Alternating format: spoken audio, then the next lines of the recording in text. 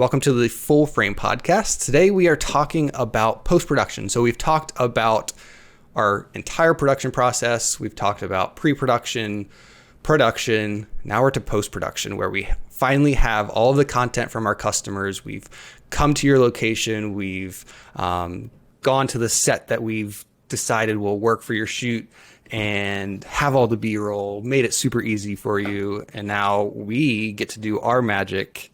I keep, and Tina, I'm sorry, I keep saying we like I'm on your team, but your team gets to do all of the magic. That's okay. We're all on the team, Ian. Your team gets to do all of the magic behind the scenes to tell the customer story. And today we're going to talk about how that happens. Before we jump into that, Christine, do you want to just introduce yourself? Tell us what you do or what your title for the company is, and then a little bit about your background. Sure. Hi, my name's Christine. I work as an illustrator / motions graphics designer for Avian. I went to school at Savannah College of Art and Design down in Georgia, and I have a strong background in animation and motion.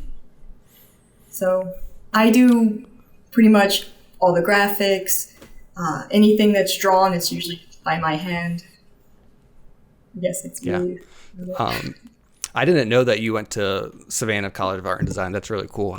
When I was graduating with my bachelor's in communications, I was looking down there to be like, because I was very interested in video production myself. I have done a lot of research on that school, and it's a great school. All right, jumping into the conversation. And I don't want to get too technical. I know before we started recording, we talked a little bit about like the software we use, but that was really just to help me understand if there's somewhere we could take this conversation. But so we're using software for the techies called like After Effects and Photoshop, most of the Adobe Creative Cloud suite. But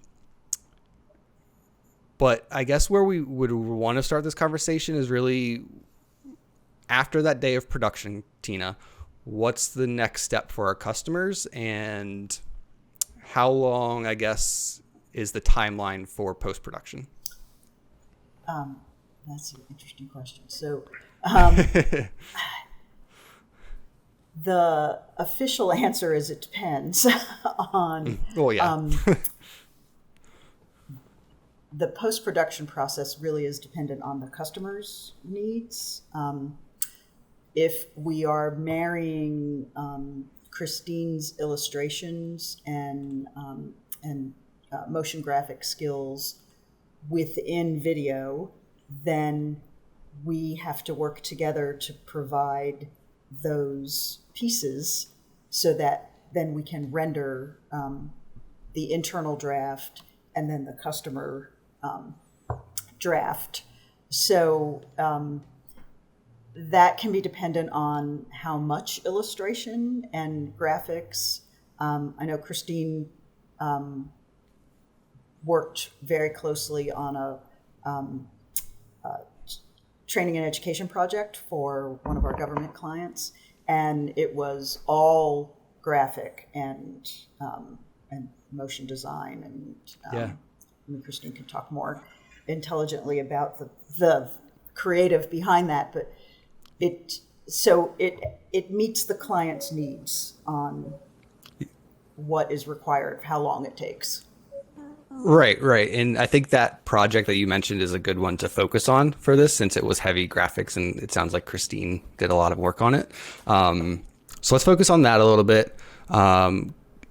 What, I guess, Christine, from your side, how do you even start a project like that? Like, so I assume we recorded some sort of audio. Was there any video, or was it all just graphic and audio? It all starts, at least if it's a project completely that's on my plate, I'll just receive audio files along with the script, and we'll discuss with the customer what kind of ideas they would like to see, and make sure that we understand the topic so that we're representing it correctly with the right kind of like icons and art. Because a lot of it is making sure that the message is clear, and whatever subject they're talking about, we can present it in a way that other people can understand it as well.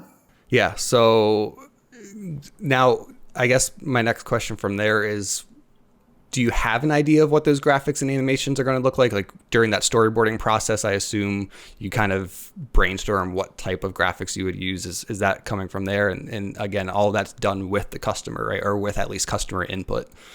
Oh yeah. Oftentimes after going through the script, I'll create like a hand-drawn storyboard to give them an idea of what the graphics could look like, and they'll give us feedback, and we'll go back and forth a little bit to make sure that we have the strongest idea possible before we begin animating, because it's a lot easier to change it early on than after you've done like an entire animation and rewriting it. Right. Yeah, I've go ahead, Tina. Well, one of the great things about working with our Avian team is that they're very well versed in the government world and also the commercial world. So Christine has often done these animated storyboards for clients, which then sparks other ideas from them, and they say, oh, I really like this, and can we do X, Y, and Z along with it? And so that creative process weaves the clients and the customers' feedback within it, so that when Christine gets to actually animate the whole thing, we have a really good idea of how the customer wants to deliver that message. Yeah. Can you, and maybe you can't, I don't know, this is kind of just a question for myself, but can you categorize the types of animations that you guys do? So like, I know we talked about whiteboarding animations a little bit. Are there other categories of animations that you guys do in a general sense, I guess? Throw that one to Christine. She's the expert there. I mean, besides whiteboard, a lot of it's motion graphics animation, if that makes sense. It's a lot of text coming on screen, a lot of images coming on and off, things drawn in, drawn out, Right. Animations of things popping in, popping out, transforming. I got to melt a dinosaur once, and that was really fun. Oh. Was that a transition, or was it just part of the part of the animation? the video? It was like dinosaur forms melting into a barrel of oil. So, again, kind of just a question for myself. Are we ever looking at doing like character animations? Have we ever done anything like that where like we create basically a cartoon for a customer? Oh, yeah. Yeah. How, again, I assume part of the storyboarding process, but how do you decide which type of style to use? Like, how do you decide if it's going to be a whiteboard, or how do you decide if it's going to be just graphic animation? Is that mostly from customer input, or is that something that you guys decide and maybe recommend to the customer? It's a little of both. I think the customer comes to us with their overall idea, and then it's our job to present options and recommendations. So based on what their needs are, sometimes we'll talk about this style, and other times we'll talk about an animated style. We did a training for a customer where Christine did create a character who was the narrator of the entire training. So and that was their request. Instead of videoing the speaker, it was a character who then hosted the entire training. So does that save time for the customer if we're just doing audio rather than video? Yes, if the customer is clear on that's what they had in mind. Okay. So I guess to elaborate, does it save time? Obviously, it's not going to save a lot of time for us, because it's probably, I assume it's more work for Christine to animate a character, but does it save time in their schedule? So say it's a captain of a program office, and he's obviously very busy. For him to sit down and record audio for an hour, probably you can probably get a lot more audio than you would video in an hour, right? Yes, and we've done that for some of the welcome aboard messages, where that wasn't necessarily a character, but it was a lot of visuals and graphics that we matched to the audio that was recorded. And we often invite people into our studio at the office, which, as you know, that's your workspace. So Yes. Is very comfortable, and people can record as much as they would like, and then we can take it from there. Yeah.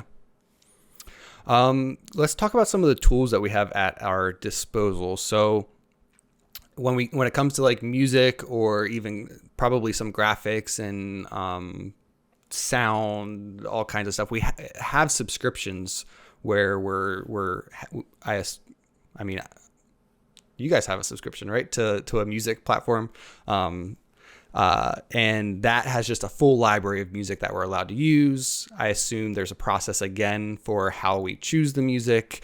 This is where our editor, who couldn't be on today, Alex, would come in, where he makes that decision and may need to tweak it after the fact. Are there any other tools that we use to enhance the final product for a customer? We also have subscriptions to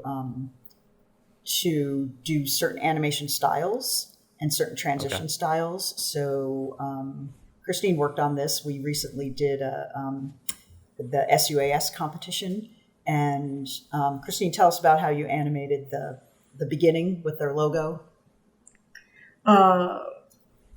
We able to, from a subscription, get a sort of template, and then alter the template for our needs and put the logo we wanted in there and change it and edit it so it fit what we needed. Right. So again, saving time for us at that point, and then in turn saving time for our customer. Right. And getting then the product to them final faster. product of that was that the logo spun and flipped on off the screen, which was really cool. Yeah. The customer really And then liked you that. also have a video block subscription, right? Where if we shoot B-roll all the time from our discussion with Paul, but if there's something that he just couldn't get, we can always go to Video Blocks, which is another subscription service that we have full access to. And music is always interesting, Ian, because we all have different tastes. So, Yes. So I really appreciate the team's input on this is the type of music we're looking for, and then I may pick 5 tracks and have everyone listen to those 5 tracks or 6 tracks, and provide feedback. Music is dependent on the style of the product we're producing. So if it's training and education, it really is very background. If the client or the customer wants music at all, sometimes music is just in the beginning and at the end.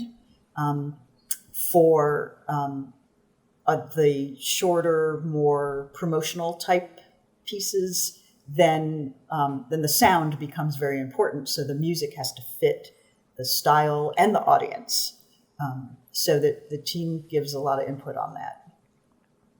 Yeah. I had a thought there. Oh, I remember. So when I worked for a government customer, talking about music, I was making a animated timeline video. And the captain of the program was like, I want AC/DC playing in the background. I was like, sir, we can't have AC/DC playing in the background. It's like, A, we would have to pay for the licensing for that, and B, I understand you want like a rock song, but we can't have the straight up AC/DC version of it. So I was able to go onto one of our libraries, find a song that had like a sense of AC/DC, and he was happy with it. But I imagine something similar has happened to you guys in the past, where they're like, I want this specific band. Actually, we've had I had recently had the opposite. On our one of our customers for the V22, the colonel was very well versed in video and audio, and he found the track he wanted to use on the free version that was very similar to what he had in mind, and he was very specific and said, please use this, and it fit great. So sometimes you have the opposite as well. Right. Yeah, that's cool. Yeah. I've never. Yeah, that's interesting that he was able to find that. Yeah, I think a really big hobby of his. So he's been very involved in the process, which has been great for us too. Yeah. Makes it easy for you guys, I'm sure. All right, so let's talk about the review process a little bit. Do you just want to kind of give an overview of what that looks like for you guys? Sure. So our review process, as we talked about before, is unique to Avian as well. And the first thing we do is an internal review, which I think is really important because we then can give each other feedback. And should we feel that internal subject matter experts, that we call them, need to see it, we will have that availability too, which is really nice at Avian that we have a company full of SMEs. And then we go to the customer, and we call that the customer alpha review, where at that point we're 80 to 90% complete, and we will schedule time with the customer. We've gotten very good at doing that remote. And Christine will, talk about the animation through the review, and then and sometimes our editors are on as well if it's a heavy video project, and that way the whole team hears the customer's feedback, and then we can make those final changes. Then we do a second review, which is the final, just a few fine-tuning edits. Once the customer approves that, then we deliver final in whatever format they want. Right. We're going to talk about distribution in the next podcast, so I don't want to get into it too much, but I imagine the next step would be that distribution piece where they say we want it to be on YouTube, or we want it to be on social media, whatever the case is. Like I said, we'll talk about that in the next episode. Any more that we want to hit with the post-production process? If not, we can go into some just like random fun questions. Christine, we can pick your brain if that's okay. Sure. Anything else we want to hit with post-production at Avian? Christine, why don't you talk about how you can turn something either technical, complicated, into a graphic, or something that doesn't have a visual into a graphic, giving some examples of when we've done that. That's tough. I know for a project they were trying to describe a room where they had these sort of padding, almost like a recording studio that would capture sound waves. And they were trying to describe this concept of how this room worked, but they didn't really have like a good visual for it. And we talked back and forth about how exactly it worked. And I was able to draw up a few different ideas of and they would point out which one was the closest to the actual, and then I would animate from there. So we had these radio waves that were bouncing off the triangles to show how they get smaller and weaker as they bounced. Yeah, I'm glad that you actually picked that example, because I was going to ask you about how you worked with the customer to get to that point. It sounded like it was kind of going back and forth with them a little bit, and figuring out exactly. I like to, after reading it, draw up a couple examples and let them narrow it down and talk more about the ideas. And oftentimes, sometimes I'll get it right off the bat. I'm like, oh, that one right there, that's how it works. We can go from there. Yeah. Where do I want to go with this? I was going to ask you, Christine, kind of where you see the biggest, I guess, opportunity to expand on our animations. Is there more that we could be providing to a customer, and if so, I guess what would you do for them? Is there more capability, I guess, that we could provide in the future? Well, that's a tough question. We already provide a lot. I know. So I guess let me ask you this. If a customer came to you and said, hey, I want to do a whole animated series for a K to 12 audience that does a virtual tour, but it's completely animated. What is your thought process? Where would you even start with that? Obviously, it wouldn't be just you. Maybe you would be like the lead animator, but there would probably be a bunch more animators. How would something like that go for you? I suppose we'd start with discussing exactly what they want to show and beginning the planning, script, and storyboard. I find the most important thing is just having a strong storyboard and idea of where you're going and how you're going to do it. Because once you have the plan, then it's just following through. Yeah. Some of the things we've been looking into, and I know, Christine, you had mentioned to me, is the ability to take a 2D motion animation and make it look like a 3D motion animation by the way it's illustrated. And that Christine has done for some clients to give them an example of what it might look like in video or in a video capture and or a full 3D animation. Right. Before the client can then decide which direction they want to go in, because they have then a sample to look at. 3D animation's getting a lot of buzz now, and because of the gaming world is very popular, right? So you guys were talking about gaming when I joined the call, right? Yeah, you can't see it. There's a Game Boy. Where's my camera? Over there. Yeah. It's out of focus, but old Game Boy. and 3D animation and simulations are fantastic. And we work with clients on those as well. They are more time consuming and have some costs associated with them. So the ability to make something look like you're walking through it is really nice for us to have, so that's one of the options we can talk about with our customers. Yeah, that I think that last piece where you said, what did you say? Cost. It costs more. Basically, it's both costs probably in a dollar sense, but also costs in a time sense, because when you go to that world of 3D animation, now we're taking what was a 20-minute render to probably a 2-hour render, if not more than that, right? Oh, yeah. Christine's like, what? And for some Christine's customers, like, way more than that's that. the answer. For some of them, that's the answer. But for others, we can say, this is what we recommend based on the resources you have available for this project, the timeline, your intended audience, Right. and give them something that looks fantastic and achieves their objective.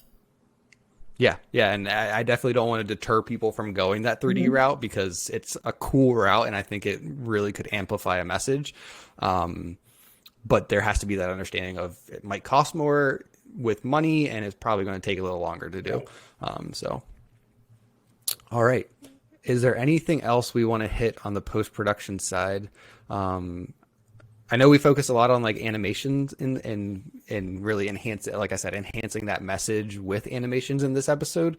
Maybe in the future we can talk more about the editing process as far as like Premiere Pro and the software we use. But I think this was a great episode to kind of get some background information on Christine's process and really wrapping it up from going from that pre-production point where we're scripting and making the storyboards and coming up with the ideas to production, and then throwing in all the animations after the fact. Yeah, Ian, the only thing I would add is Christine is fantastic at checking her own ego with the customer, because, she's an artist, and she will create something that then gets critiqued by multiple people.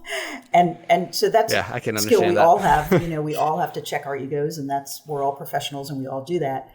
But she's so calm about it that she can take something the customer's really nervous about, or sometimes our customers get hit by their customers with "this is what we want," and Right. so her calm demeanor really sets our customers at ease, and her ability to say, "Okay, I'm going to give you a few choices, and let me know which one you like the best, and then we can build from that." Because ultimately, our goal is to deliver a great product to our customers. So Yeah, she's great at it. absolutely. Thank you. Well, I think we can wrap it up here. Christine, Tina, thank you for being on this episode with me. On the next episode, we are talking about, like I alluded to, distribution. We have now the final product. It's rendered, with all the animations are in there, the music, everything we decided would make your message look great and stand out to your audience is now complete. Now we figure out how the heck we get it in front of your audience. So we'll talk about that in the next episode. Again, Christine, Tina, thank you for joining me, and I'll see everybody next time. Thanks for having us.